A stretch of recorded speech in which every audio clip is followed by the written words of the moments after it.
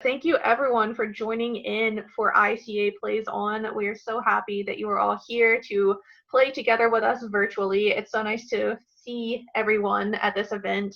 I know that we wish we could celebrate together in Reno, but this has been a wonderful day and a half so far of great conversations, great artists, and I'm so excited to share this wonderful panel of musicians that we have right now. So I would like everyone to go around and introduce yourself and talk a little bit about what made you choose the clarinet and maybe your journey, where you've studied, your inspirations, or anything at all that you would like to share. You ask me? Oh, I everybody. Okay. Sure, you can go first. No, woman first. Woman first. Man after. Okay. I can go. Okay. My name is Berberian, and I'm a clarinetist with the United States Air Force Band in Washington, D.C. And actually, I didn't use the clarinet for myself. My mother did. When I was 11 years old, and I wanted to join band because it was the cool thing to do.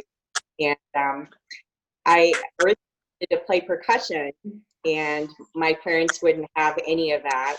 And then I compromised and I said, I'd like to play flute. And my mom was like, the clarinet is really what your personality is. And boy, would she give about that. So I'm really glad that I played the clarinet and that I'm on this journey. I attended South Dakota State and did my master's at Arizona State. And I hold a Doctor of Musical Arts from Michigan State University, where I studied with Ludwig Berberian. And some of my musical inspirations, definitely Sabina Meyer growing up. I remember seeing her perform the Mozart Clarinet Concerto, and I went out in the hallway and there she was, and I just thought she was this angel. And I was so intimidated to talk to her.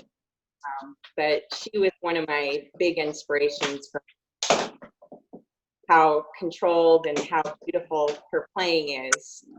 And also David was one of my big influence growing up as well. So that's a little bit about me.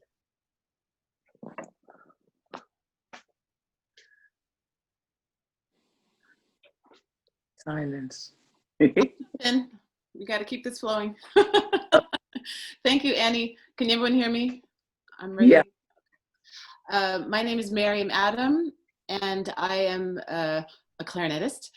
That I was born in Monterey, California, and that's where I am right now, although I've been living in Paris for the last 4 or 5 years. And Monterey is where I grew up and started clarinet.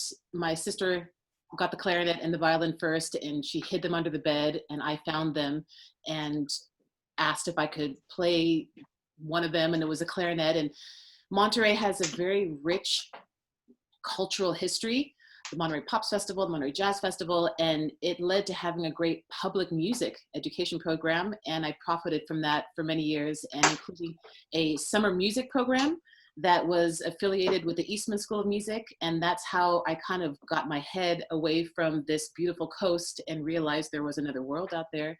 And that led me to, I started my undergrad at University of the Pacific, kind of meandered to San Francisco Conservatory when I discovered Rosario Mazzeo lived right here in Carmel. And I could just walk to his house, have these mind-blowing philosophical clarinet lessons that to this day, I think about him and they give me goosebumps. And I was able to take advantage of the last years of his life. And he definitely was an inspiration and has inspired how I play, how I think about music, how I think about things outside of music, because he was also an incredible photographer and hiker and was best friends with Ansel Adams and had another life that I think has inspired me also to, you know, music is very important, but it's also important to have life experiences so that you can have a story to tell.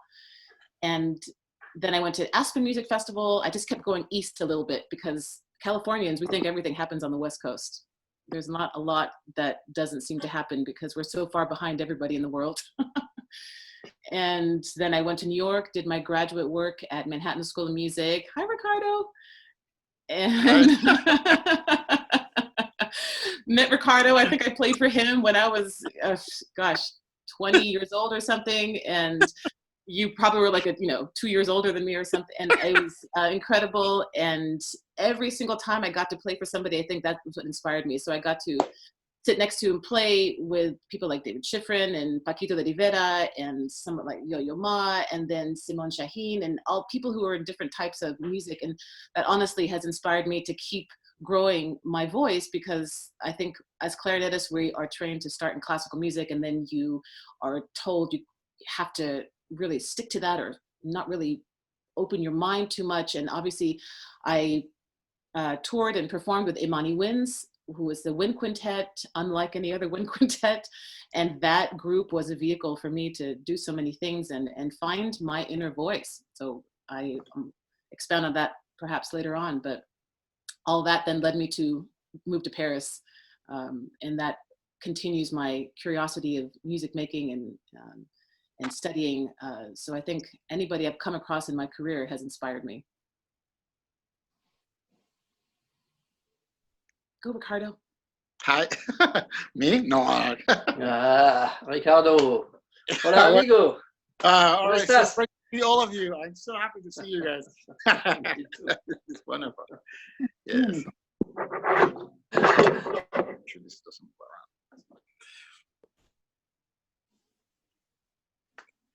So keep going. I'd like to hear. Yeah, Well, they introduce yourself. want you to talk about how you started clarinet. Oh, Doreen, you didn't get All that right. memo yet. You just joined us. oh yeah.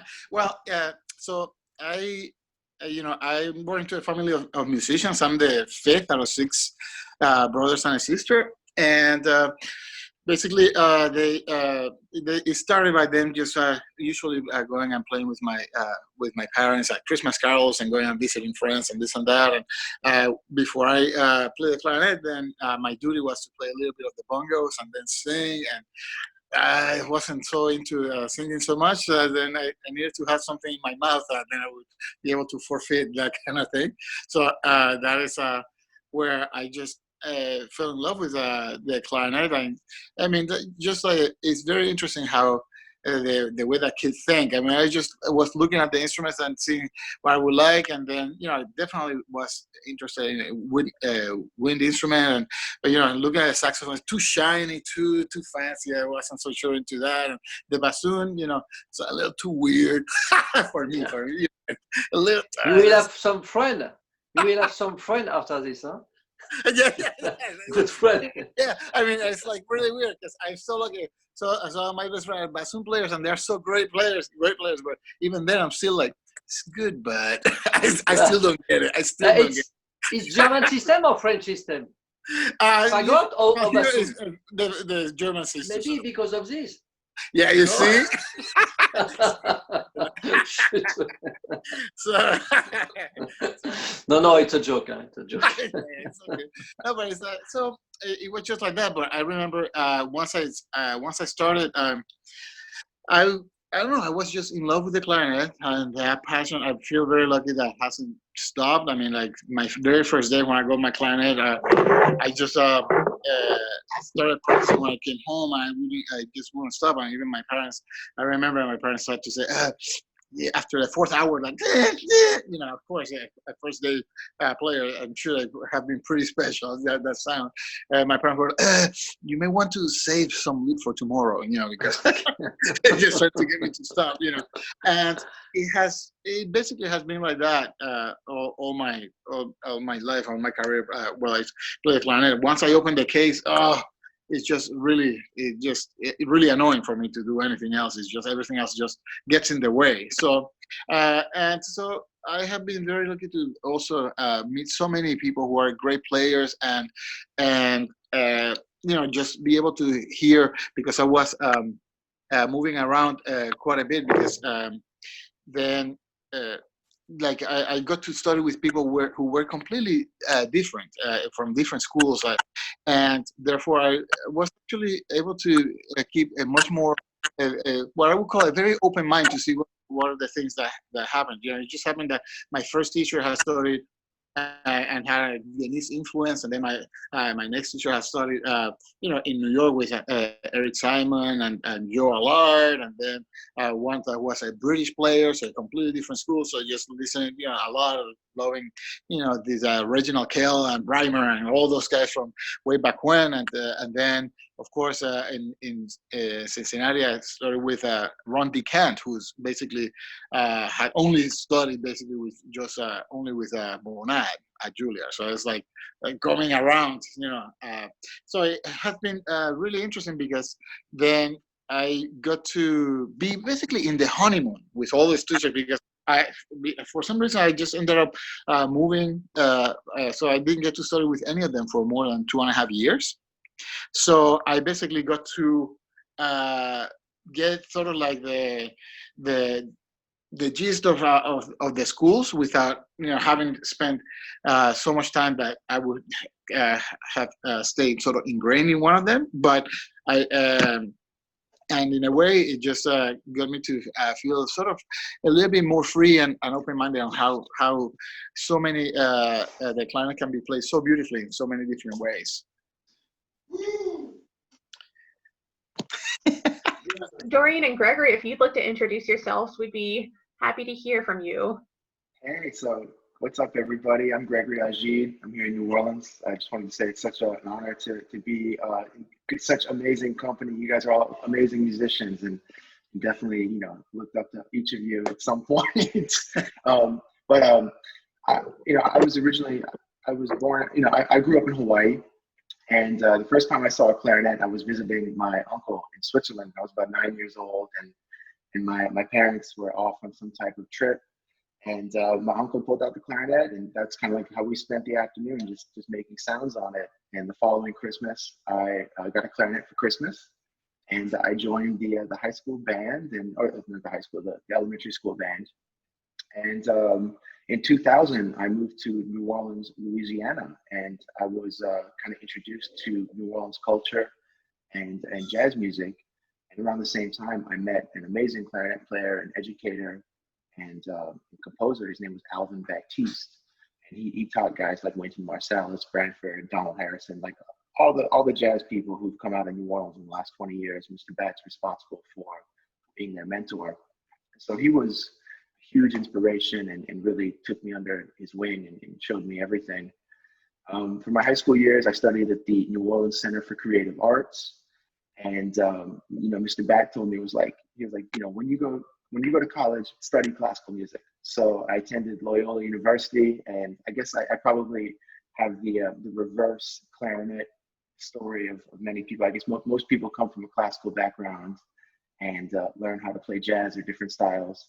But I went the opposite. I started from a jazz background and kind of learned how to fake classical music as best as possible. But yeah, and it was such a wonderful experience to really, you know, I love playing the orchestra. I had the opportunity to play with the LPO a couple times, and it's an amazing experience, and I definitely really enjoy that. Yeah, the last couple of years, I lead my own band. I have a quartet that we've put out 4 CDs now. I spent the last year touring with a singer named Michael Bublé, and I also play saxophone. So I play a lot of, you know, do a lot of big band gigs and things like that. But yeah, that's the quick version of my clarinet journey. Very nice. And Doreen, it looks like you're trying to connect to the audio. Are you having some technical problems? Me? Yes. No. Oh no. No, it's okay. It's no, okay. Not anymore. not anymore. You got this. Cool. I couldn't. Hey. First, I couldn't hear. Then I couldn't. Well, first I couldn't Oh see, no. and then I couldn't hear, and then I could hear, and I couldn't see, and so I went back and forth. But now I can. So, but I still don't have everybody though. But now let me see. Yay! Do you have? Yes.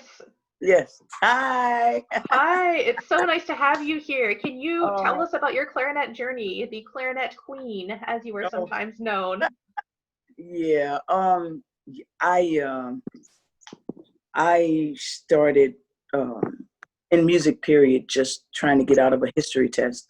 That's it. I mean, I was we were at lunch, and there was a rumor that there was going to be a pop quiz, and I didn't even know what a pop quiz was, so to speak, but you know, the title itself, you know, kind of gives you an explanation, and I wasn't ready. It was in history, and you know, we went to the class, and sure enough, there was a pop quiz, and the teacher would just ask several people.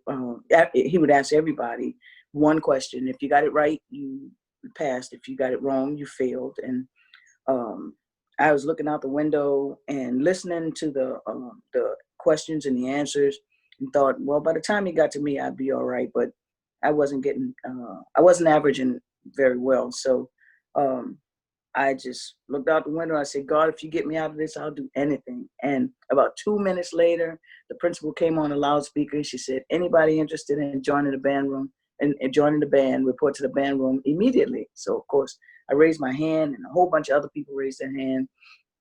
And but I was picked, and we ran down to the band room, and there were these beautiful pictures of instruments on the wall, on the ceiling.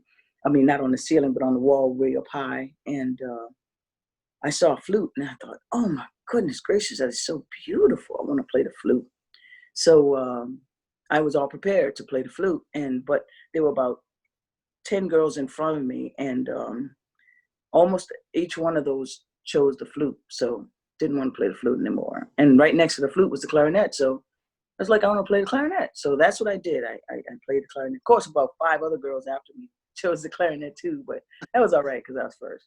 But I was good. I mean, you know, my father, who I thought knew everything, you know, got me the clarinet, and he was trying to show me things, and I realized then he didn't know everything. But at the same time, I was interested, and I just excelled at it, which was great. You know, to excel in elementary school. You know, this was 5th grade. This was 6th grade actually by the time we got going, and it was nice. So the clarinet basically led me everywhere I went, every school, every band, every summer camp, you name it. It was the clarinet that led me, not me leading the clarinet. And it was all classical. I mean, you go from learning Mary Had a Little Lamb to, you know, learning Sousa marches and stuff like that. And it's what I did. And that's it. That's how I started playing the clarinet. And I started playing jazz clarinet just because I fell in love with a tuba player who played jazz. So there it went. I love that. That's such a great story. I'm curious to know if anyone else has started clarinet because of another subject maybe they don't care for quite as much. That's such a wonderful story. I saw a question in the chats. How is everyone staying motivated the last several months when we've been locked inside and we don't have the normal concert situations that we have? Any advice for motivation? I'm just going to chime in really quick. This has been the most awesome 3 months of my life because usually I'm running gig to gig to gig to gig to gig, and I show up going like, I'm a little bit underprepared, but I know I'm going to do it, and I'm always freaking out. But the motivation has to come from within you, you know, like we just love playing clarinet. So whether we're practicing or playing a gig or whatever it is that we're doing, as long as I'm playing, I'm happy. And, you know, to have the time to practice whatever I want, whenever I want, however I want, that's been amazing.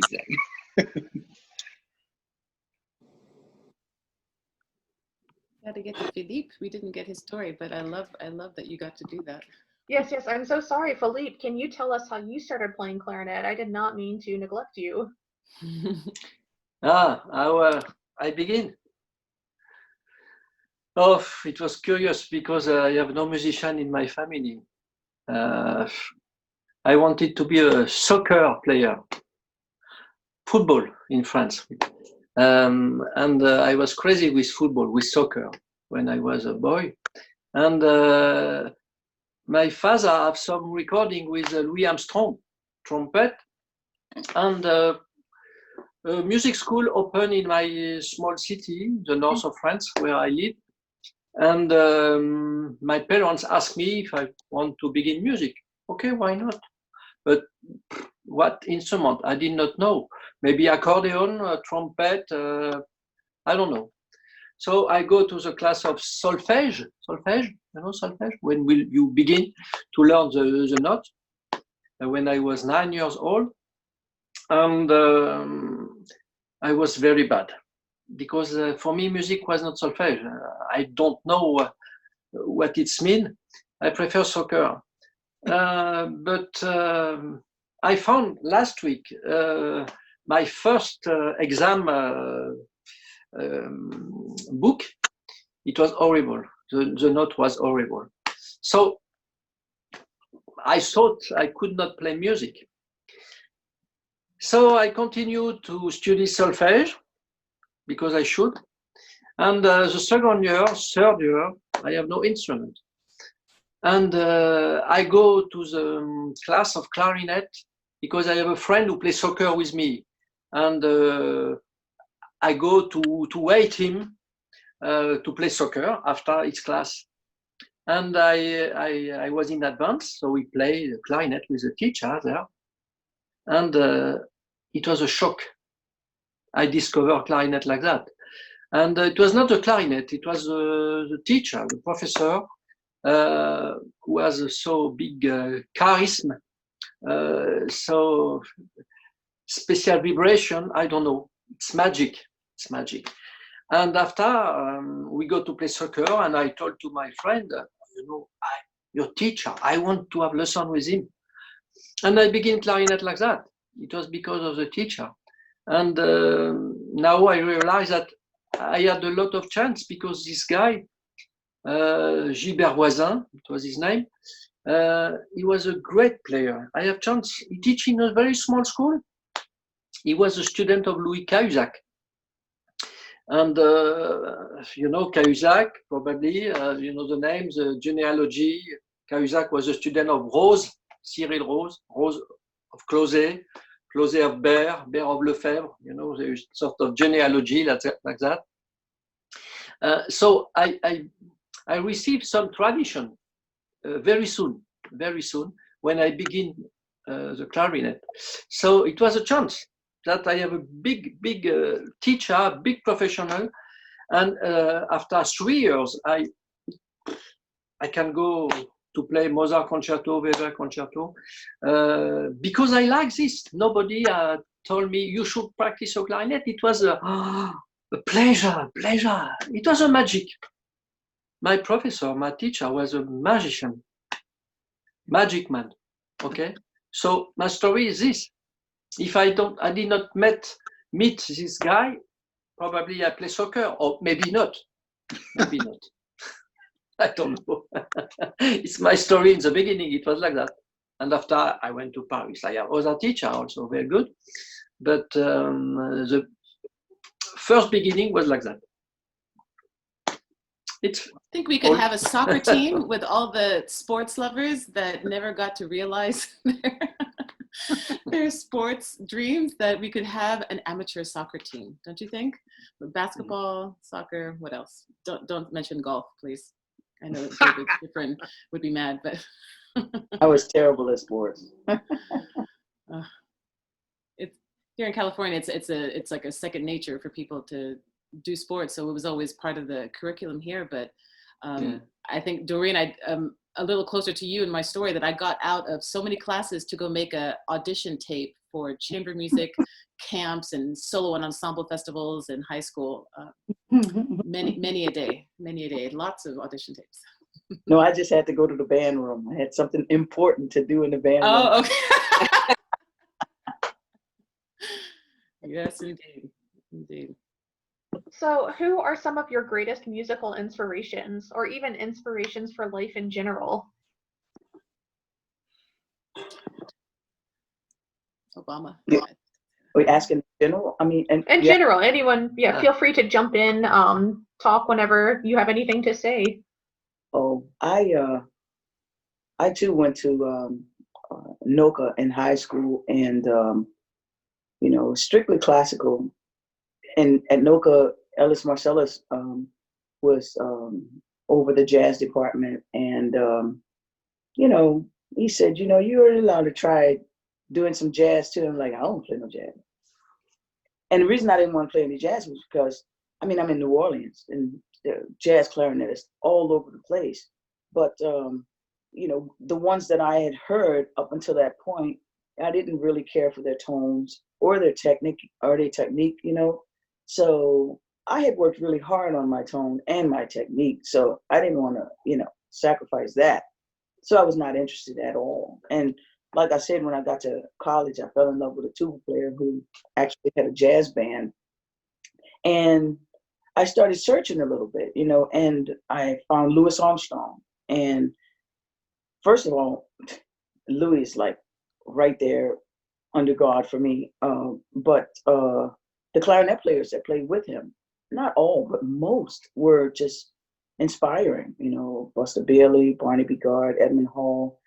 And their tones were very decent. I mean, really good, you know, on some things, because, you know, you bend things, and I didn't understand that at the time, but they were very good. And Buster Bailey was just amazing, you know, because he has also started as a classical player and started playing jazz. So I was really inspired by these things. And what I would do is I would just go and learn somebody's solo, and then come and play with, you know, them, and, you know, sound really good, you know, doing it solo, and then cut out, you know. But my biggest inspiration as far as this music was that tuba player, which is now my husband of 37 years, and Louis Armstrong, because, and then people say, you know, they say, oh, you're Lady Louis and stuff like that. I mean, maybe it is so, because it was,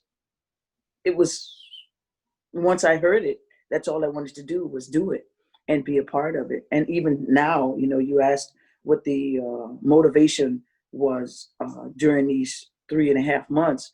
Well, my motivation was trying not to lose my chops, which ain't that easy.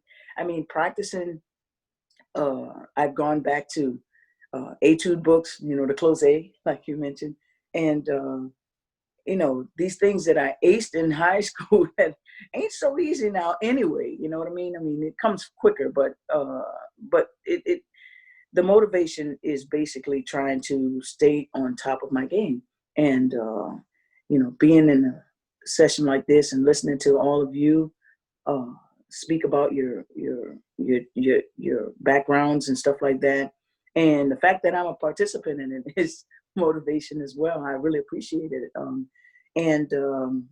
You know, I'm gonna go and listen to you guys and check out your stuff and be motivated even more so, you know. And, you know, that's about it as far as, you know, the motivation.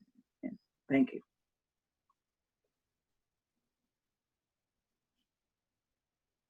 I want to say, just like Greg, it's just, you know, this period has been such a blessing because I've been able to revisit fundamentals. I've been able to look through my cabinet and take out etude books that I've never played out of, and been able to do that, and read clarinet Bibles, and just really think about who I want to be as a clarinet player and what I want to sound, and just revisit all those questions that I asked myself during school.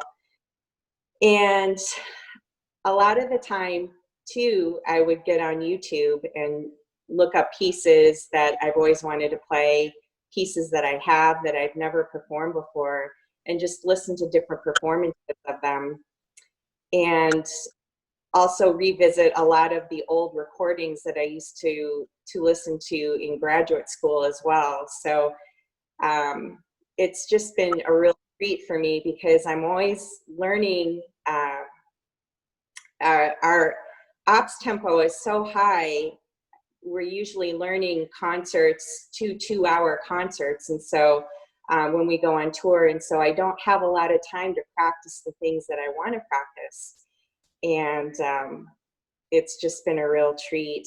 And, you know, going back to the influences, I would have to say that my parents were the biggest influence for me. Both of my parents were musicians.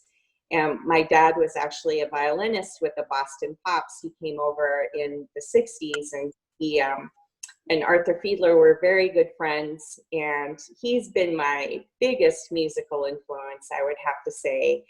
My mother was an opera singer, and I'm first generation American, and both my parents are Armenian. So they both came over in the 1960s, but I spoke Armenian growing up before I spoke English, and I knew most of the Armenian folk tunes because my mother would sing them to me as I was growing up. And so folk music is a huge part of who I am growing up, and I was actually, able to do some research in this time period too, and revisit some of that folk music as well. So I would have to say that my parents played a huge part in my musical upbringing.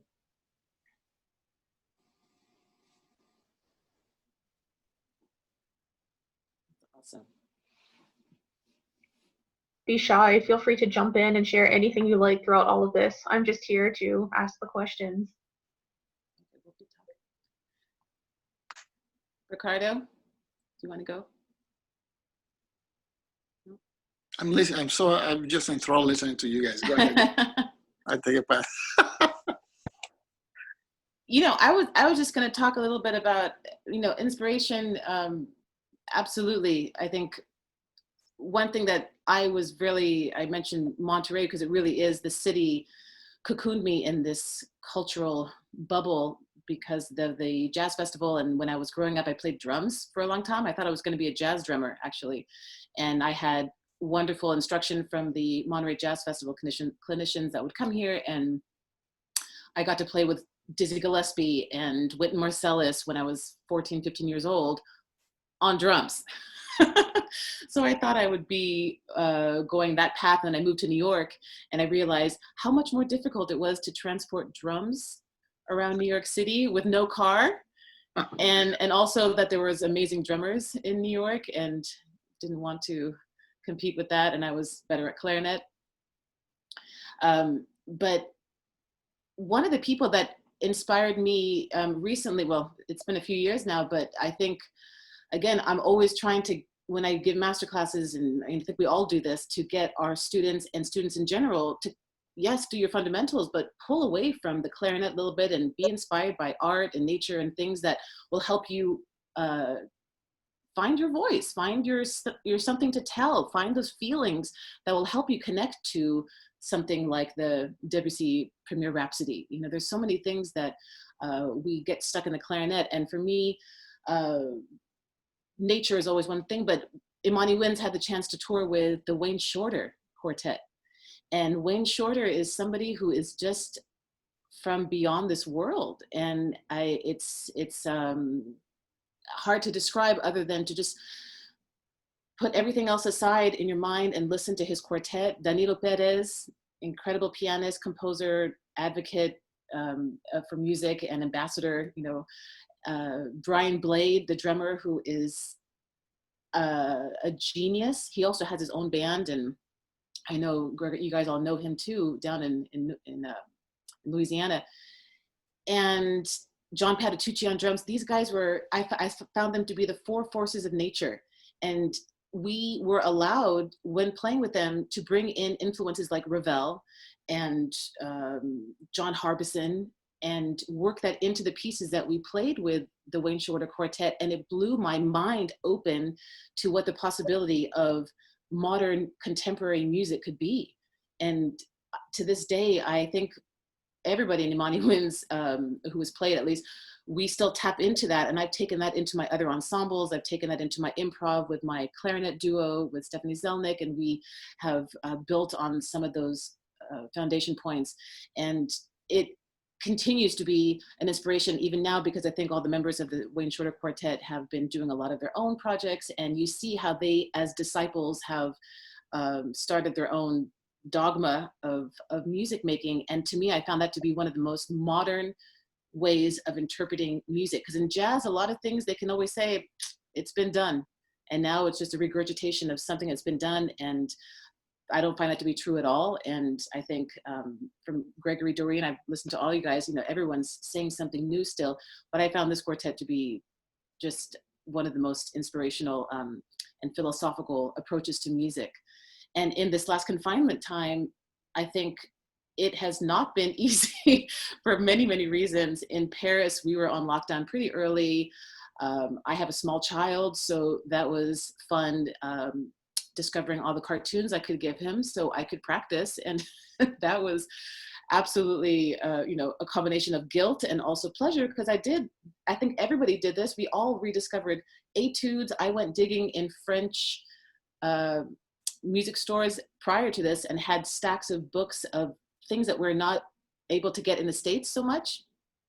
Cost and all these really random etude books, and played through those to keep the chops up. And in one way, I feel like I'm stronger in certain things than I had been in previous years. So that's good. But I think now it's the time to not just find inspiration, but inspire the audiences to come to our concerts, right? I feel like there's a new fear of live music that should not be there. If I was able to get on a plane that was half full from Paris to come to California, people should be able to sit in a concert hall. So I feel like we have not just a responsibility to ourselves now to be inspired. I think after all of this, we all find inspiration in places we didn't know before, but how do we get the people to come to the concerts and feel comfortable with that? It's a new problem. Challenge, no problem. Challenge, I know, I didn't want to say problem, but it just, it's, because it's a money thing, right? The concert halls don't want to open up at 20% capacity, and they don't find the justification for XYZ, and it is an insult to the industry when, yes, the airlines are able to open, the cinemas are able to open, but not the concert halls. Sure. It will come. It will come. We can play outside. For this moment. For a few if months. The weather is okay. For tomorrow, yeah, exactly. For example, I'll play outside. We don't know, the acoustic is not good, but okay, we will play to have the contact with the public. But I think Ricardo is optimist. He is right. We should be optimist. Yeah, for sure. Absolutely, absolutely. Because, but the opera, Philippe, is gonna play outside? Not for this moment, but why not? Why not? Yeah, absolutely. If the weather in Italy, they will do this. Yes, I have a friend who play in Pisa, in Torre del Lago, Puccini Festival, and they will play in July for this festival, but outside. Yeah. In Verona, Arène de Verona, there is a festival outside also, very famous. So in France, we have in the South France, in Aix-en-Provence or Orange Festival, with outside also, big festival. So in state, you have two. For example, the Boston or Cleveland Orchestra have a big outside concert hall. Los Angeles, maybe, I don't know, Chicago, I don't know. It's more cold in Chicago, maybe. But I think many symphonic plays are possible. Opera sometime, not every time, but we should stay optimistic. And what is good now is that we should be more imaginative to find solutions. So everybody, like today, we have a meeting like that, we speak about this, it's good.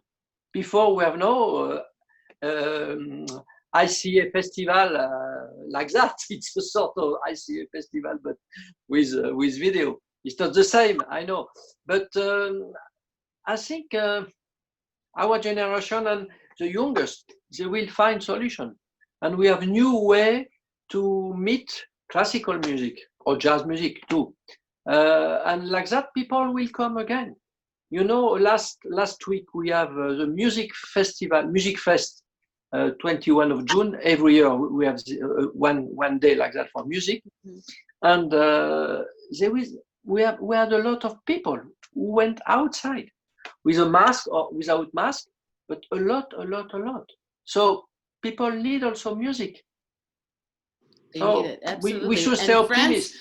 I have to say, living in France, you see the literal need for it in a different way. It's fête de la musique. I know this very well. In every corner of Paris, every corner, every little neighborhood, there is a local group, classical, in every genre that you can imagine. Everybody. Yeah, everybody can play, and they're playing until way late at night, starting early in the morning, and it's fascinating. And everybody just comes out, brings their picnic, and sets up or goes around to the different spots. And I don't think there's anything like that so citywide that I know of. I'd be happy to be educated if that's happening somewhere else. But yes, it but is, it's a cultural thing, yeah. We should create a solution like that. Yeah. We should be magic to invite people to come to the concert. You should invent something, okay? A vaccine. Stay optimist. I think that's all very good advice. The title of this panel is Finding Your Inner Voice. What advice would you have for other musicians, not just clarinetists, but how can someone find their inner voice, especially when you're younger? Maybe you haven't reached a career in clarinet yet, but what advice would you share with everybody? You speak to who? To who wants to enter first? Anyone. Okay. Anyone. For me, for example, I think there is not one solution. We should be creative. And every teacher can think and can create. No, we have no one pedagogy, we have many pedagogy. So the pedagogy is to find solution to make importation of good spirit for music. We have a lot of people who don't know. So we should go in some place where there is no music. Sometimes in the big city, there is some part of the city, there is never music. Or if it's music, it's always the same music. International, always the same. So we should go and we should play. And sometimes it's not necessary to speak, to explain. If you do your job with a lot of passion, if you like this, people feel this, and young people feel this. Like my story when I begin music. I saw my friend who have a clarinet lesson, and I saw his teacher who was so appassionato. And I was like that. It was a surprise. I did not know nothing in music, in clarinet, no. But because of this guy who liked his job a lot, he has a lot of energy who go outside of him. And I feel this. And I think many people can feel this. Not everybody, sure, but many people can respect this and felt in love with this. Like, not only for music, for many things, for painter, for sculpture, for football, for many things. Where you are, I don't know the word for this, but it's a connection, you feel somebody very well, you respect because you feel he likes this, and you discover a new world. So I think we cannot explain all with words. So everybody should think to this, and he can create his one way of pedagogy. To Philippe's point, I agree 100% with what he is saying. One of the interesting things is that also, in order to find our inner voice, we would have had to be lucky also to have teachers who encourage that individuality. There is a very fine line in between in when one is trying to explain certain things to somebody who is beginning, or even at the college level, to understand, a lot of there's certain rules that people like to adhere to. The way to play this is this way, and I have found that I find that if we call them guidelines, guidelines. It's much better to think, because it's only, it's only a roadmap. Because when we think about every single musician that inspires us and that is great and that we've learned from, there is a search. Now, I don't want to get too spiritual or whatever, but there's a search from the inside to try to find what is true and what is meaningful, right? And for that, it's actually very important the role as a teacher is to encourage that quest, and to help people to have as many tools as possible in terms of the playing technique, the kind of sound they can make. And there's so many different ways of playing, like how Philippe said, many pedagogies. And the thing is that is what makes things beautiful. I mean, it's like, as much as I love the clarinet, it would be terrible if everybody had that same kind of sound or the same kind of approach. Is that those little differences is what makes it's sort of like in a salad. It's like, we need those little different textures of different leaves and the crunchy stuff and the sweet things and the salty things in order to create a great palette. But it is important to the vocabulary that we use as players and as teachers and as musicians, as to think about ways in which problems could be challenges instead, little things like that. And a particular style of playing, there has to be a traditional way. Is very important to embrace it and to learn it and to love it, and to also understand the historical significance, because a lot of things that we talk about that are traditional were at that time they were completely new. You see, so then in those senses, it's important to sort of be able to recognize those differences, so that then we can have more information to share, and instead of only this way or just putting too many blocks. It's not, I wouldn't say even boundaries. It's just like points of demarcation, so where those gray areas are, and then which ones do you want to lean over more than the other, and that is what eventually creates that kind of personality for people. I love that. Can I just add? I'll add one phrase. Always be curious. Yes.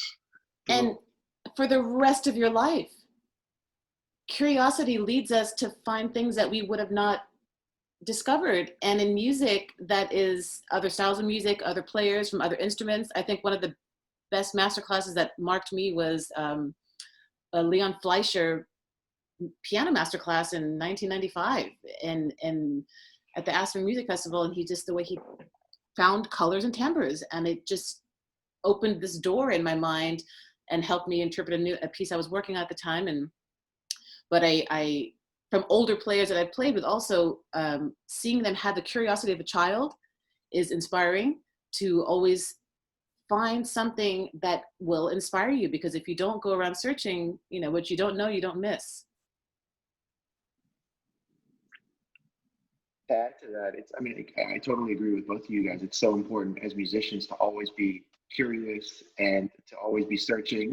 We're studying the tradition and how we got here. We're also digging into our inner space and our inner lives and seeing how we can, the cool thing about music is that we're connected with the past. All the people who have, done things to get us to this point, like we're an extension of that. We're standing on the shoulders of many giants and many great people, and we're just we're just holding the space for the next generation to come, and they're going to do the same thing.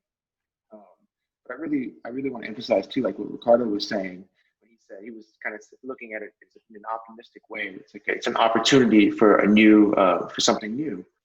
And for a long time, I felt like I didn't really have a space as a jazz clarinet player. Like I couldn't go get a jazz degree at Juilliard because I didn't play saxophone, and then I couldn't go get a classical degree somewhere else because I wasn't as technically proficient and as advanced as some of the other students.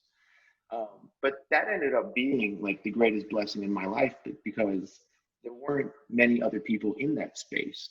And so I was able to kind of power through and continue, moving down the path, and that ended up being like just such a great blessing for my life, and I definitely I appreciate that, and I think I was always looking at that through an optimistic lens and believing what I thought I wanted to do, instead of letting other people tell me that it wasn't possible or it wasn't correct or whatever it was. And just you know, one of my good friends is a great saxophone player.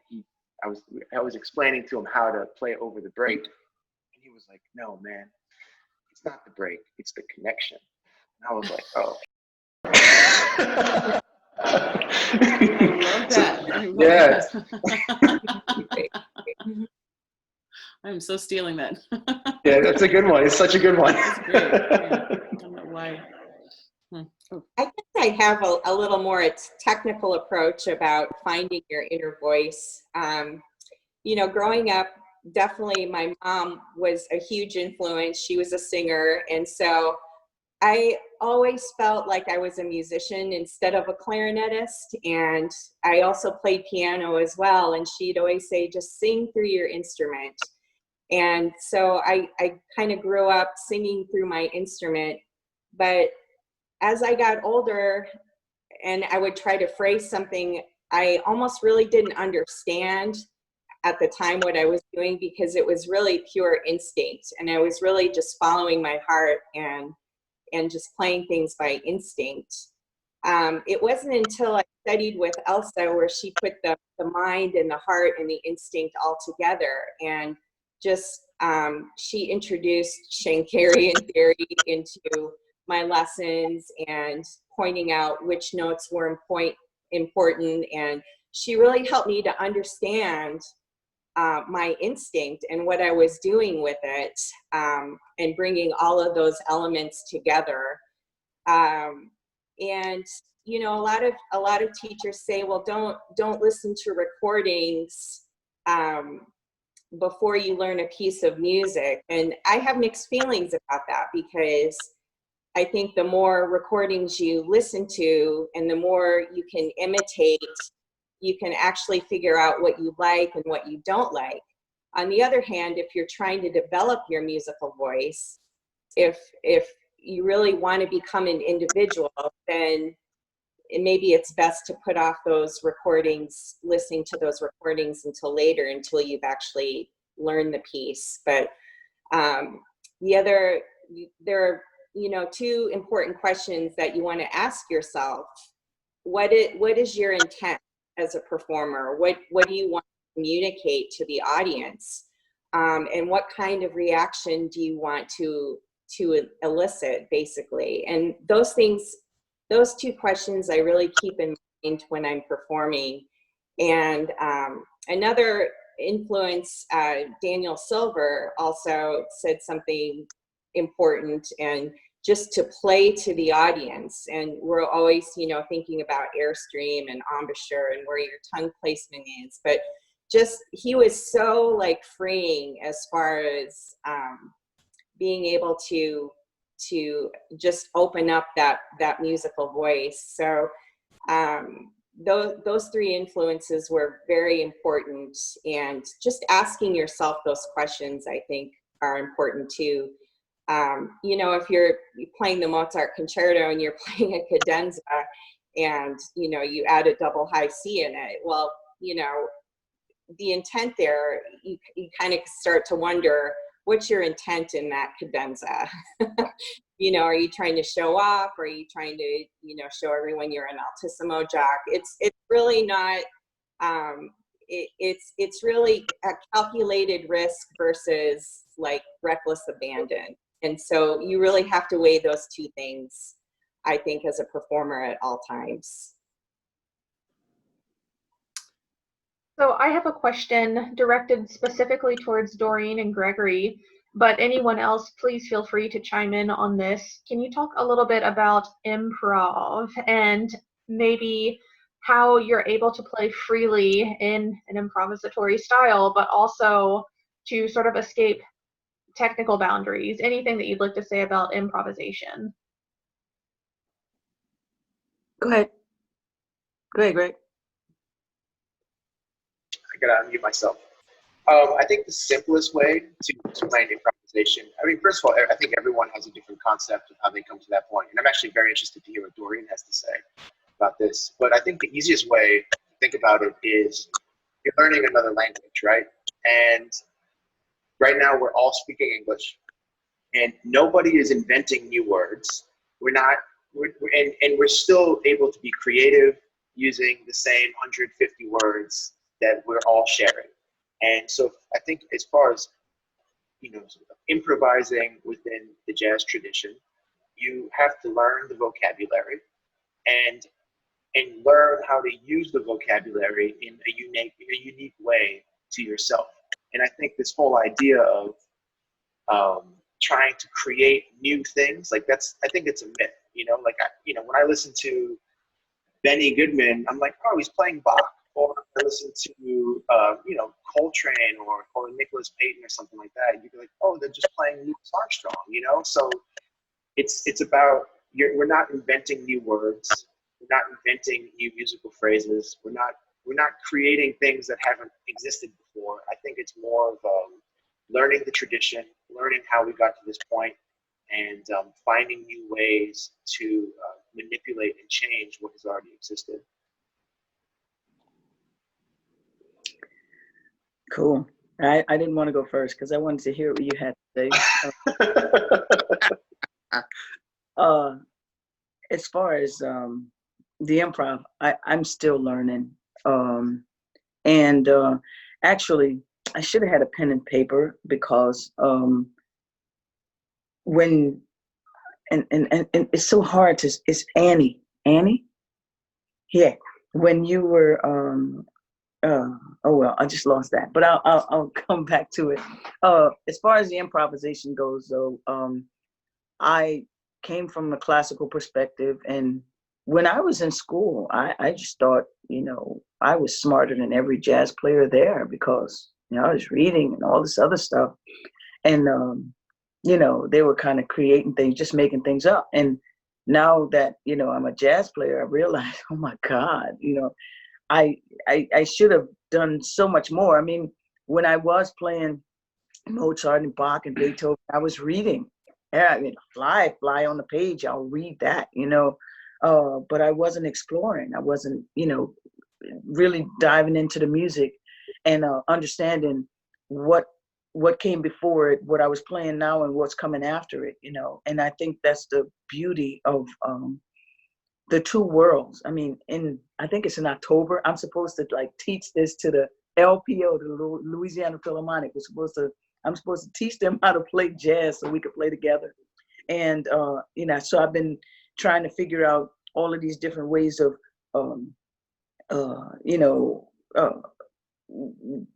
telling them what to do to feel and to create what I feel and create.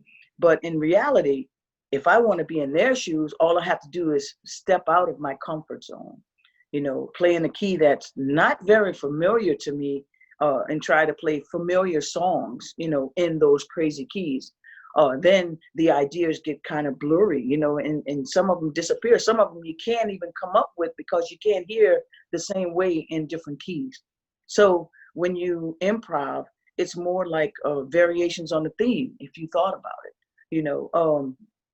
And what is there?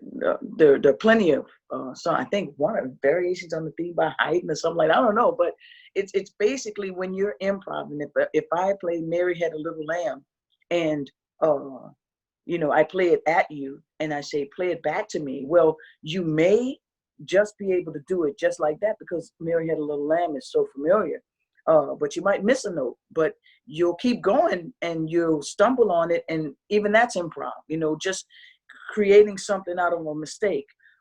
So as far as new stuff, I mean, it's just like the Bible, everybody says, everything that's happening and it's going to happen has already been written. And I guess that's true in a sense, but certain things are built on interpretation too, because, back in Nostradamus's age, when he could see all of these different things and tell people what the future was going to bring. Well, sure, he could do that, but what if he had just looked into the future and seen all of these people walking around talking to themselves, and nobody with them, just talking to themselves? Well, then that's based on his interpretation of what he sees, you see, because we're really not talking to ourselves. We're really on the phone with, ear pods or whatever, talking to somebody, talking to multiple people sometimes. But it's all about your interpretation of what you see. So the improv would be your interpretation of what you hear, and just to try and build upon that. And for me, it's mostly ear. I know how to read. I know what chords are, but applying them is much slower for me than just using my ear and trying to find it. And that's what I wanted to say, Annie. It's when you said when you were listening, you were kind of twisted on whether you should listen to something you play versus not listening to somebody else play it first and finding your own way of doing it. Well, for me, if I listen to somebody do something, just a song that I'm interested in, I find so much inspiration inside of that. As soon as I start listening to them, I get these ideas of what I want to do, So I would say, if you want to learn how to improvise, you have to listen to others. You have to steal things that others are doing.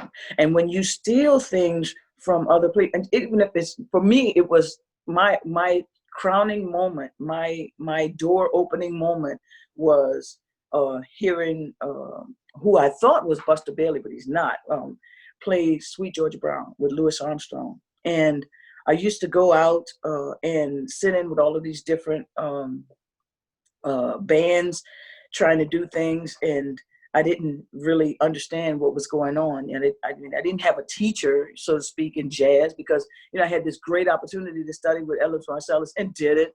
Used to call Alvin Baptiste Uncle Al, but wasn't interested in jazz. You know what I mean? It's just one of those things, right? But sat down next to Pud Brown, and he was at that time, I think he was about, 84 years old. He was a circus baby, so he had no inhibitions at all. He could play anything you put in his hand, he just played, because he grew up, in that environment. And Pud was the clarinet player on this session. And I asked him, I said, Pud, how in the world do you know so many songs? How do you play so many songs? He said, well, they're all relative. Amazing Grace, 1,000 songs or even more. He said, but you have to steal. You have to find someone you like and steal. And when you do, you play it note for note, and you respect every single note that you play from these people. If they make a mistake, you have to know it was a mistake. Now, whether you choose to play that mistake when you play it back is up to you, but you have to respect it and you have to own it, whatever they do, however they do it. And in learning the notes, in learning when they increase the volume and decrease the volume and go faster and, all this other stuff, put their inflections in there. In listening to all of that, you will find your inner self saying, oh my goodness, I want to do this on that, or I would do that better, or, oh my goodness, how am I going to do that? And, it just bursts outside of you. And that's what happens. Anybody can do it. Anybody, and everybody does it. That's the trip part. A lot of people think I can't improvise, but you can. Everybody can. Everybody does. You're doing it like right now. And even me speaking, if we were playing music and I was speaking on the clarinet like this, and you guys were there waiting to have your opportunity to play, giving me my space like you're doing now. But if you had your clarinets in your hands, you'd be coming up with all these different ideas on, variations on what I'm saying and what I'm playing. And that to me is improvisation. And whether everything has been done before, or not, doesn't really matter, because it hasn't been done in you.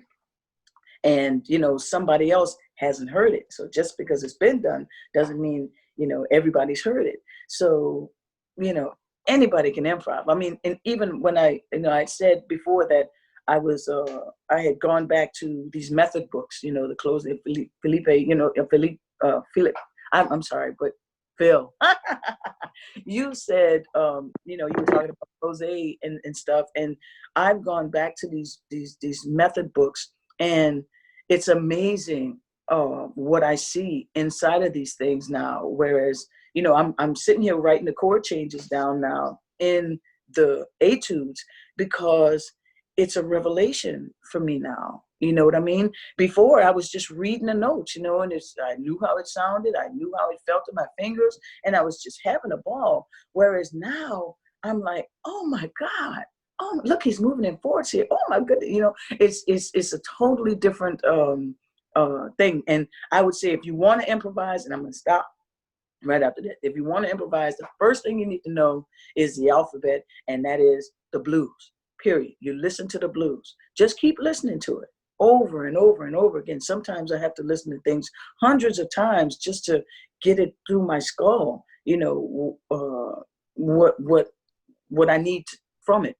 But you listen to the blues, and then you listen to somebody play the blues, and you play what they play. It doesn't have to be really complicated or anything else like that, but then you will walk along that path, and that's all it is. And you discover from that point, you just start at the basics and you move forward. And I probably went off a bunch of times, but that's me. There you go. That was golden, Doreen. That was amazing. I'm loving this conversation that we're having. I'm thinking of so many wonderful things I could do after all of this is over, and I'm getting really inspired to keep playing clarinet. I have another question for everyone. Maybe we can start with Philippe and Ricardo. What advice do you have for anyone that wants to play clarinet?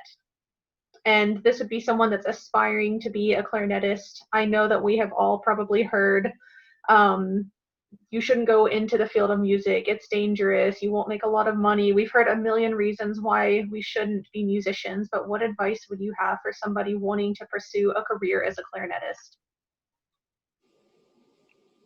Maestro. Hello? Yes, go ahead. Ricardo? Yeah, Maestro.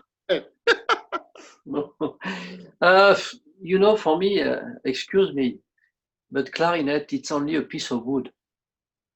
It's not important, the clarinet as a clarinet. The most important is the thing that you put through this piece of wood. So it could be flute, saxophone, oboe, bassoon, trumpet, trombone. I like many instruments. For me, so it's not so important, the instrument. It's the energy, the passion that you put through this piece of wood who is more important. So it's your heart, your spirit that you put through this who is the most important. So after, you can prefer some theme, some color of some instrument. You can be influenced by the color, music color. But I think first is not the most important when you begin music, because you can play many instruments. We should decide to be a specialist for one instrument because it's not so easy. But the most important is what you put through. So you begin to sing. The first is to sing. When you are a baby, you imitate your parents who sing. You begin to sing. It's the same. And after you blow, you play violin. It's not so important. But excuse me, because I speak now to a community of clarinet players. But I think sometimes we should be more far from the instrument. After it's only technical thing. You put your hand like that or like that, embouchure, okay, you know. But the most important, I think, is love. If you love what you do in every job, okay, it's easy. More easy than if you don't like what you do another job. You see, it's the same. So in music too. So if you like a lot this, discipline, work, it's a pleasure. It's not a work. Because you don't realize that it's a work. Every day you should practice your scales. Okay, but it could be a pleasure too. To play da da da da da da da, to search your good read, and you know. But the most important is this, for many things. Okay, it's what I think. Maybe it's not the truth. I don't know. Ricardo, you can speak. I agree 1,000%. For sure. Just would be basically paraphrasing, because I definitely agree. You just have to love it. If you love it, then it's not work. It's an adventure. It's discovery. Therefore, you are more able to invest the time into the challenges, right? So that then, because yes, there has to be that particular passion, because like anything worth doing, I find that basically anything worth doing in life is not easy. So if you're going to commit the time for whatever it is that you're going to do, it's definitely much more fruitful if you go with love and passion. So I agree with Maestro. It's a point of view. It's one example, but there is a lot of different ways to. I think I agree, and I think a lot of times, especially at this Clarinet Congress, because this is what this is all about, right? The International Clarinet Association, it's the place where clarinets come together to find out the tricks of the trade, to get better at their instruments so that they can find the love, so that they can enjoy the experience of clarinet playing more and not be caught up in the intricacies. And yes, it's equipment. Yes, it's maybe a teacher issue, but finding this inner voice is a lifelong endeavor. It's a lifelong process. And the sooner you can allow yourself to feel that passion, and in a way, I hate to say it so simply, but it really also comes down to breath, like learning how to use your breath. I loved Annie was talking about, your mother's a singer, so you have that inspiration. I know, Ricardo, you have a percussionist in your family. You have a lot of string players too, and a trombonist. So, but it does come down to singing, breath, using your body to express what it is you want to do. And that is connected to, many different aspects of clarinet playing, obviously. And then allowing yourself to, going back to this improvising, allowing yourself to be awkward in the practice room, to be experimental. Don't worry about if anyone's listening in on you, and to try playing Mary Had a Little Lamb with a different twist. To try. For me, my mother is Mexican and my father is Egyptian. And it took me a long time to realize I had so many resources there. I just stuck with, Weber and for those first years of instruction and all the, standard repertoire that we're just kind of given. And when I started discovering folk music, I went to Armenian music, I went to Egyptian, I went to Israeli, I tried all these different paths and different, clarinets too. I think Rossi still was an instrument that helped me find my voice with his instruments, just because of the time and place where I was in my career. But those explorations led to the heart just growing and growing and wanting to share that with the world. And so then, the clarinet just becomes a vehicle. But to young musicians, really, really young musicians and young clarinetists, I think having, just the decency to take care of your instrument so that you're not worrying about equipment, right? Take care of your reeds, find a mouthpiece that is not a challenge that's insurmountable.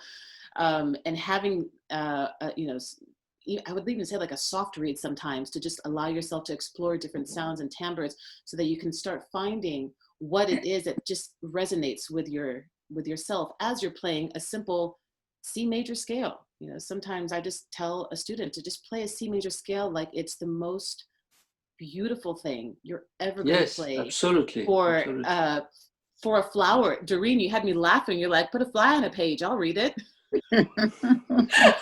Because sometimes it does come to an analogy like that, that you have to simplify things. And sometimes as clarinetists, we get so caught up in, what are you playing? What mouthpiece are you playing? What instrument? And you want to aspire to play what other people are playing equipment wise, but it's just like a dress or something. It's not tailored. You know, we have to find our own tailoring with equipment so you can find your voice a little easier.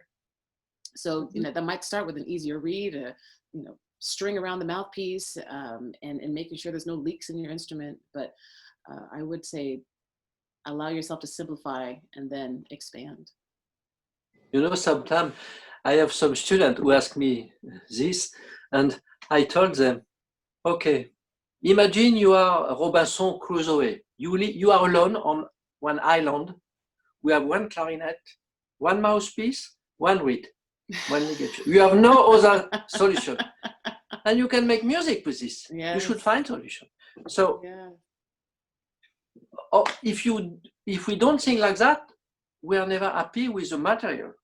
Yeah. With another problem. Huh? But we never find reed, we never find mouthpiece, we never find clarinet. No, imagine you should play this. Okay, you have no choice. Okay, it's not like that. I make a caricature. Huh? But I know, but I think I experienced that, you know, the Quartet for the End of Time. There's a history there that brings you back to simplicity in a very challenging, that's our word for the day, situation. And as clarinetists, we look at that piece as, oh my goodness. But, you know, touring that piece in different altitudes and different clarinets. I was also 8 months pregnant at one point playing that on tour. Yes. You get past all the issues of the clarinet to just be able to say something. And that I like the island analogy as well. It's like that every time when we begin to play a solo, we are not happy sometimes with the reed, with the intonation. Okay, we do what we can. We are never perfect. It don't exist, we know. But we cannot tell to the public, hey, public, wait 5 minutes, I change my reed during my solo. No, you should play. You have no choice. So we should all the time imagine this. And we should have pleasure also with this. We should accept and assume. Okay, if some people don't like this reed, okay, the sonorities, okay, you assume yourself. And you do what you can. Okay? Perfection don't exist. But if you love what you do, if you work, if you sing with this way, it's less difficult. It's not easy, but it's less difficult. And you know, sometimes we try to explain to young people, maybe, but sometimes what Annie told, to imitate, it's important. When we don't know, we should imitate. Like when you are a baby, we imitate our parents. The voice, how to speak, it's begin like that. And after, you hear your first teacher because you don't know. If you have the chance that he is good, it's excellent. But we cannot hear all the recording. My generation, we have not internet, not YouTube, not so. We have 1, 2, 3 discs sometimes that we can find to try to imitate if we like, or don't imitate if you don't like. Okay, but it can be inspiration. So what I want to tell is that sometimes the words are not necessary. Sometimes yes, but sometimes no. Some people are this inspiration to translate, to give to you. And no words are necessary sometimes. If there is problem, okay, we can try to explain. Breast problem, turn the reed, okay, you know. But sometimes no. Sometimes just imitate. It's enough sometimes. Okay. Ricardo, what do you think? Yes, Ricardo. that's the way to go. That's the way to go. Yeah, go for it. I agree. I just want to piggyback on what Philippe and Ricardo were saying about having the love and the passion for the clarinet. I also think too that you have to dig deep down inside and ask yourself the hard questions. Do you have the commitment to actually do it? Because if you're going to do it, you need to be fully committed. And are you going to practice when you don't feel like practicing? You know, are you going to make it a priority in your life? Those are some questions I also think that you need to ask yourself, and you really need to be honest with yourself too before you decide to pursue a career in music. I think just, you know, having that honesty with yourself is also very important, because with great work comes great reward. And so just asking yourself those tough questions is very important as well too. And I also wanted to say something about the equipment, what Mariam was saying as well. It's so interesting how, you know, we all work with people who change mouthpieces and change reeds and change ligatures. And, but even if you make all those changes, if you do it, you know, weekly or daily or whatnot, and you have a sound concept in your head, you're still going to have that sound concept. It's really not going to change that much. It may change the color, it may change a little bit, but how you play and how you hear things is how you play. And so, you know, equipment can certainly enhance things, but I wouldn't definitely not become dependent on equipment to finding your inner voice. Your inner voice should come from you, should come from within. You know, experimenting with music, trying different dynamics, trying different tempos. You know, just playing folk music or playing other mediums of music will help too. Sometimes when I get into a rut, I'll play Armenian folk music and I'll improvise a little bit. And that kind of gets me out of the rut and kind of gets me centered and back to who I am musically. And so it's just, you know, it's really with listening and experimenting with music, because you really find out what your tastes are and what you like and what you don't like too. So I just wanted to piggyback on what you said, because I really liked what you said. I have a very difficult question to ask all of you, and I apologize in advance for this because it's nearly not fair. But what are some of your favorite pieces written for the clarinet? I told you. Can you repeat, because sometimes it's cut. Sure. What are your favorite pieces for the clarinet?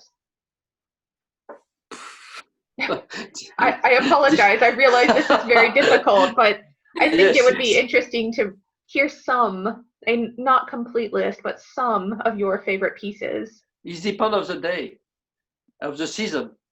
Sometimes I like to eat couscous, sometimes spaghetti alla bolognese, sometimes it depends.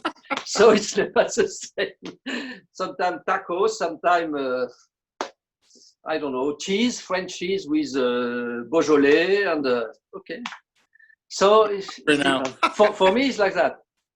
But right when now, I decide... Right now, everything sounds good. Yeah. So yes, but I will tell the same thing that many people, because we have a beautiful repertoire with famous composers like Mozart, Weber, and Brahms, etc., etc. So we have a lot. We have a lot. Can I maybe take a? Can I rephrase the question?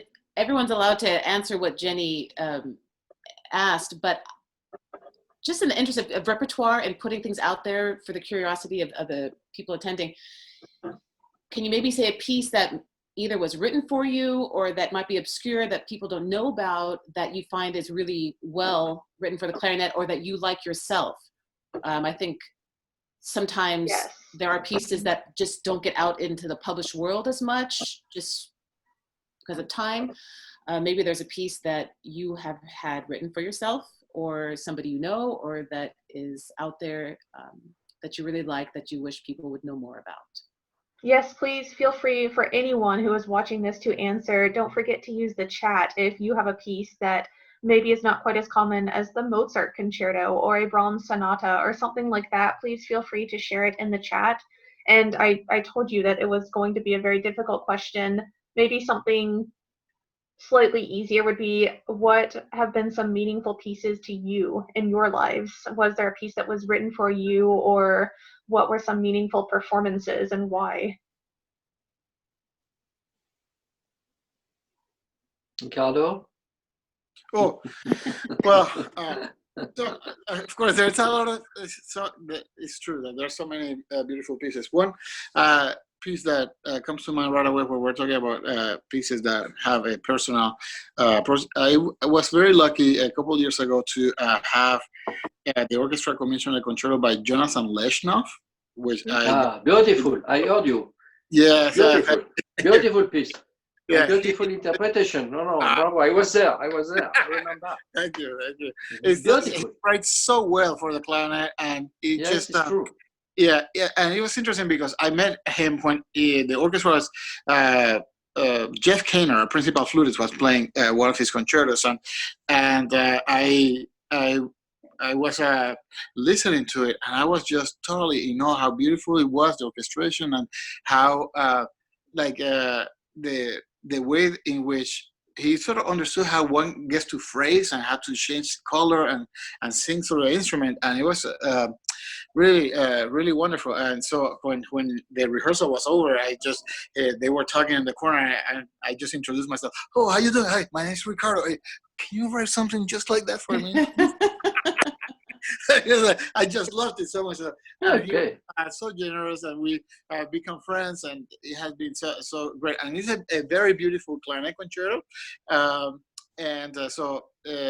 The composer is Jonathan Leshnoff, and it has a very beautiful introduction, and it has some Latino influences and a little bit of jazz in in the second movement, and it has a beautiful epilogue. And I just it's very challenging, but sometimes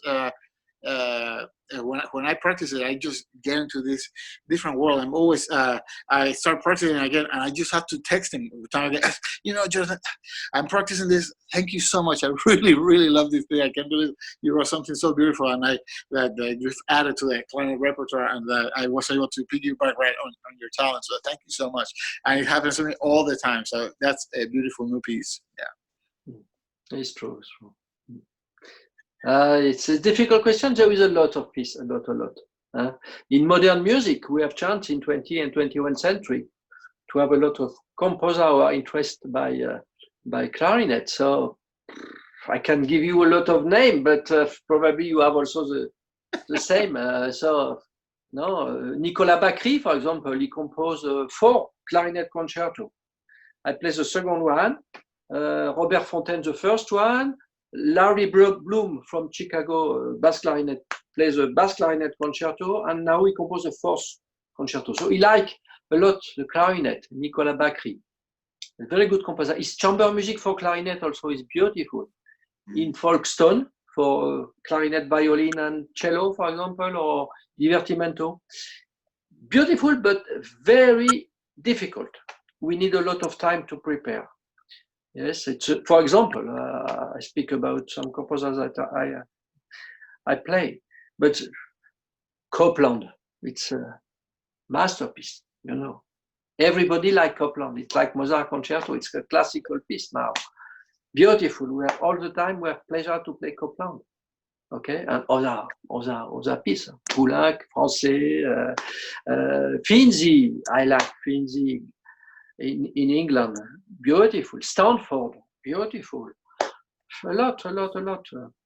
Weinberg, it's a great composer. It's Shostakovich for clarinet. Shostakovich did not compose for clarinet, but Weinberg is a great composer. I like. So, but there is a lot. We should be curious because we have not enough time to play all. Okay. There is so many pieces. I have go ahead, Doreen. Oh, you sure? Okay. A few years ago, maybe 2 years ago, maybe a little longer, I played Just a Closer Walk with Thee with the symphony here, and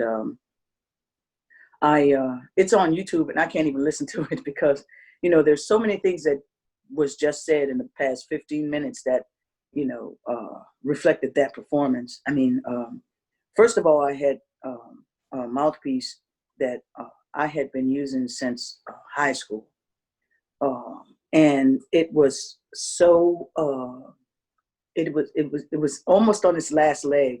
And I even had a guy offer to make me a mouthpiece just from the same, from the same, cast me a mouthpiece from that mouthpiece, but I didn't want to give it up in that time. And I valued so much that mouthpiece, and I didn't want anything to happen to it. And I was sitting there realizing, hey, anything happens to this mouthpiece, then you don't have anything else, because I had tried a few other mouthpieces, and it was just not, I don't understand the mouthpiece. I still don't understand the mouthpiece, as far as the numbers, the dimensions and stuff like that. But anyway, I went in to this rehearsal before the performance with with my lucky mouthpiece, and I was ready, got everything, had a spare reed and everything, and it was wonderful. The rehearsal went off fine, and we had one more dress rehearsal before the performance. The performance was at 7 o'clock. We had a dress rehearsal at 3 o'clock. Well, my mouthpiece was fine. My reed was fine. I did the dress rehearsal. It was great. Well, what I didn't realize was there was no other opportunity to touch my instrument before 7 o'clock. You see, because we were in a church, and there was no back room, no warm up, anything. Of course, I didn't realize that until about 6:45. And I sat in the audience waiting for my turn in the program, saying, there's no place to warm up here. I haven't touched my horn since 3 o'clock. So what to do? There's nothing to do. I'm sitting in the middle of a performance. I got my instrument over there, and I'm screwed. Well, what wound up happening was they called me up. I picked up my instrument, and right after the strings do that thing to bring me in, I touched the mouthpiece and then the reed, and I start to play. It's dry, it's everything, but I start to play, and I'm like, well, it's time to do this. Now this piece, Closer Walk with Thee, it's been around for a long time. However, the arrangement was, made specifically for me and the orchestra, and the orchestra had music, and I didn't. And I helped in, I had input in the arrangement of the music, so I knew what was going on with the orchestra.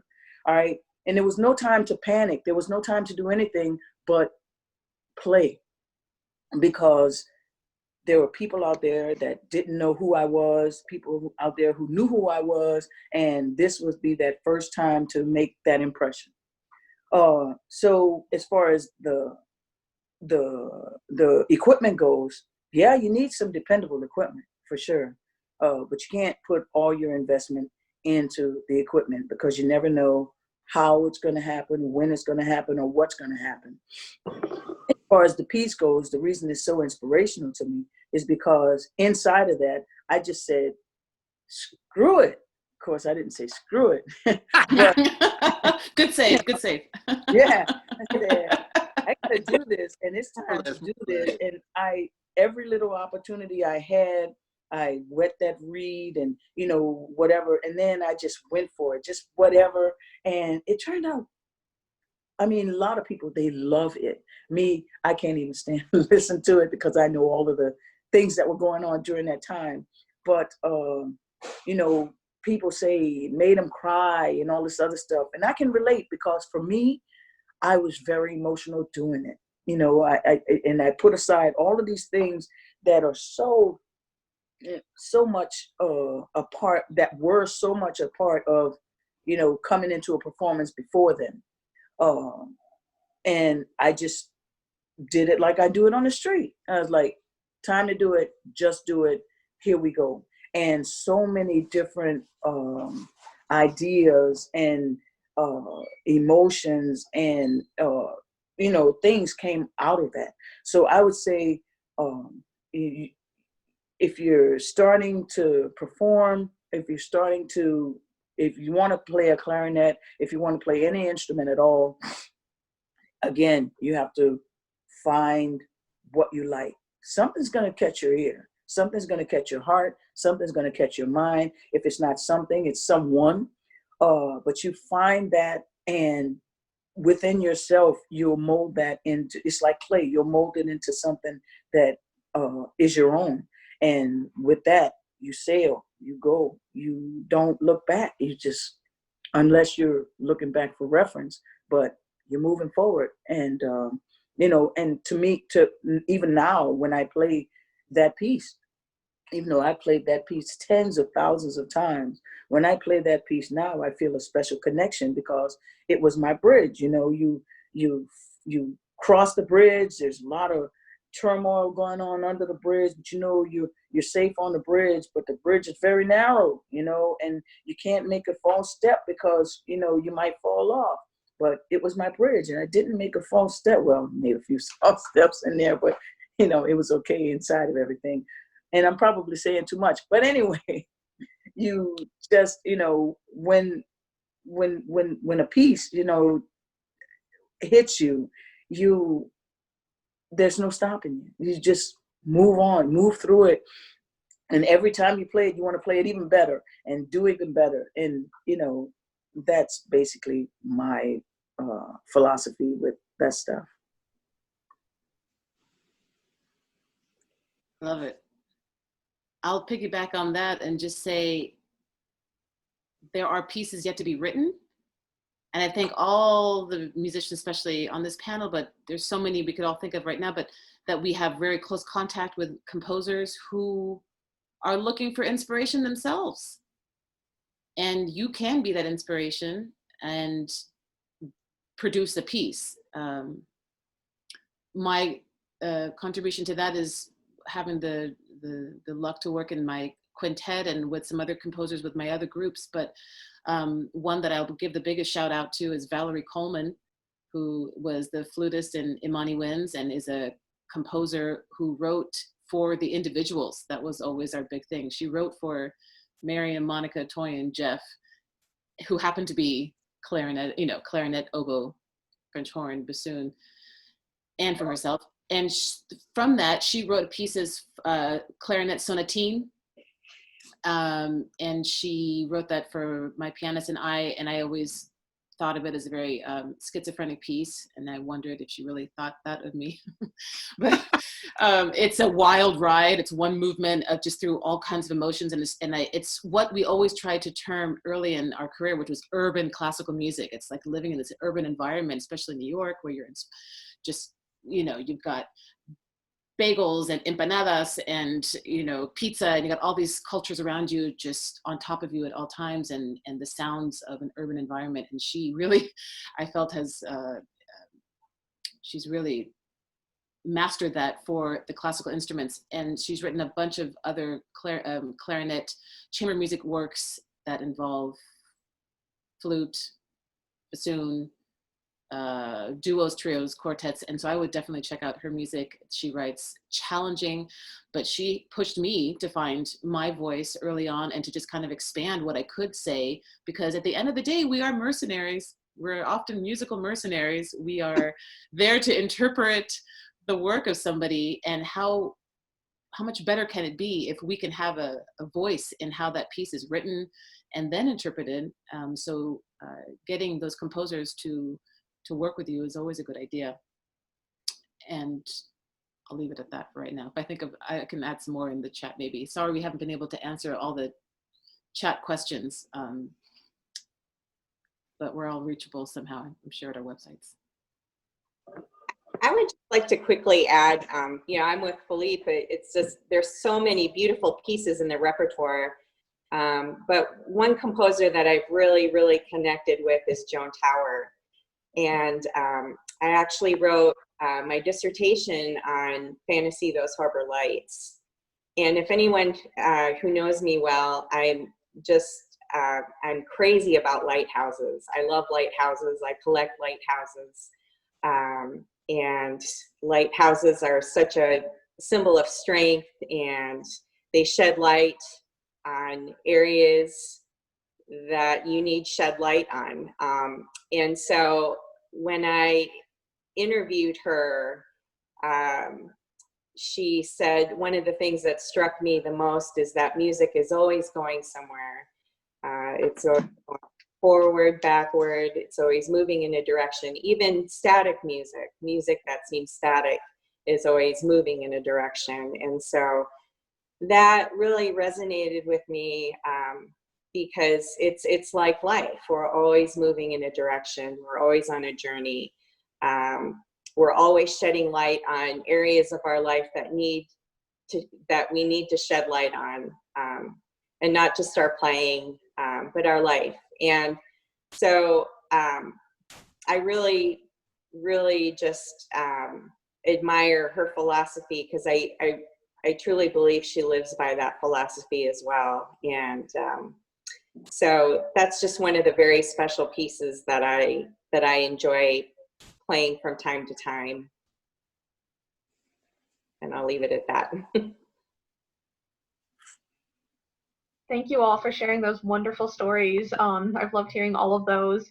I hate to do this because I think we can talk all day and all night for Mariam and Philippe in Paris, but I think we should wrap things up for now. This has been absolutely incredible. I hope everyone watching has been half as inspired as I am, just listening to everyone share their stories about finding their inner voice, their experiences, their advice. This has been incredibly remarkable for me. So I hope everyone enjoyed this. And we have one more panel today in about an hour and 10 minutes. This will be the game show trivia contest. So if you would like to play and test your trivia knowledge, you can join using the Zoom webinar. We also have a full day of webinars tomorrow. Let me get up the schedule so I can read those all to you. So tomorrow morning at 10 a.m. Eastern time, all of these times will be Eastern time that I say, is weekend warm-up. At 12 noon tomorrow is Clarinet Continuations, Adult Enthusiast and New Horizons. 2 p.m. tomorrow afternoon, Clarinet and COVID, Teaching in the Time of COVID-19, where we'll be discussing health and wellness in the arts during the time of COVID-19. And to wrap up this event, at 5 o'clock tomorrow, we will be doing a panel on creating clarinet content online. So we thank everyone that has watched the panel so far. We encourage you to keep watching as many panels as you like. As always, if you have any questions, you can send a message to the Facebook or Instagram page. Jessica and I will be looking at that very closely to answer any questions you have. You can email me, assistant@clarinet.org, or Jessica, EDO@clarinet.org. That's really all I have to say. Jessica, anything you'd like to add, or anyone, any final comments from any of the panelists? If you missed the first part of this panel, we will be putting the recordings up on YouTube, and they will be archived on Facebook as well. So if you'd want to catch the parts that you missed, we're so grateful that you're here, and we're so thankful to our panelists. This has been such an inspiration, just hearing your voices and telling us the stories. And really, I'm just looking at my clarinet in the case and wishing I didn't have to do another panel so that I could practice. But yeah, so thank you all so much. Also, be sure to check out the exhibit hall on the website. We have a virtual exhibit hall from all of the people who wanted to share their new products at Clarinet Fest that aren't able to be there together, but they're on the website, and all of the Zoom webinar links are on the website as well for registration. And we hope to see you at another panel. Thank you again. And thank you to all the panelists. I want to thank everyone. A round of applause for everyone for this incredible panel. Stay safe. Stay safe, Yeah. everybody. Okay? Yeah. Pay attention to you. Huh? Big love to everybody. Bye-bye. Bye.